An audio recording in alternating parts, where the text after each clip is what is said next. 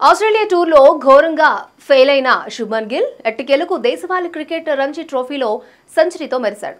పంజాబ్ తరపున బరిలోకి దిగిన అతడు కర్ణాటకతో తాజాగా జరిగిన మ్యాచ్లో తొలి ఇన్నింగ్స్లో సింగిల్ డిజిట్కే పరిమితమైనప్పటికీ రెండో ఇన్నింగ్స్లో మాత్రం శతకంతో అదరగొట్టాడు. ఈ క్రమంలో తన బ్యాటింగ్ తీరుపై స్పందించిన గిల్ తాను ఇబ్బంది పడుతున్నట్లుగా పేర్కొన్నాడు. అనవసరమైన ఒత్తిడికి గురవుతున్నట్లుగా వెల్లడించాను. ఈ ఫార్మాట్లో నా బ్యాటింగ్ చాలా ఇబ్బందిగానే ఉంది. కొన్నిసార్లు మంచి స్టార్టింగ్స్ సాధిస్తున్నప్పటికీ వాటిని భారీ స్కోర్లుగా మలచలేక ఇబ్బంది పడాల్సి వస్తోంది.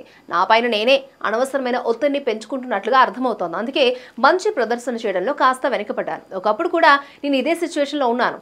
ఆటపై సరిగ్గా దృష్టి సారించలేకపోయేవాడినని, మ్యాచ్ సిచ్యువేషన్స్ని అర్థం చేసుకోలేకపోయా. ఏకాగ్రత కోల్పోవడం వల్ల ఇదంతా జరిగింది. ఇకపై ఈ సమస్య రిపీట్ కాకుండా ఉండేందుకు పక్కా ప్లాన్ ప్రకారం ముందుకెళ్తానని గిల్ చెప్పుకొచ్చాడు. అయితే దేశవాళీలో ప్రతి క్రికెటర్ ఆడాలని బీసీసీఐ కండిషన్ పెట్టడంపై కూడా స్పందించాడు గిల్. దేశవాళీ ఆడేందుకు తాము ఎప్పుడు రెడీ అని, కానీ అదే టైంలో రెస్ట్ కూడా ఇంపార్టెంట్ అన్నాడు. ఇక ఇంటర్నేషనల్ సిరీస్కి దేశవాళీ మ్యాచ్కి కనీసం 15 నుంచి 20 రోజులు గ్యాప్ ఉండాలి.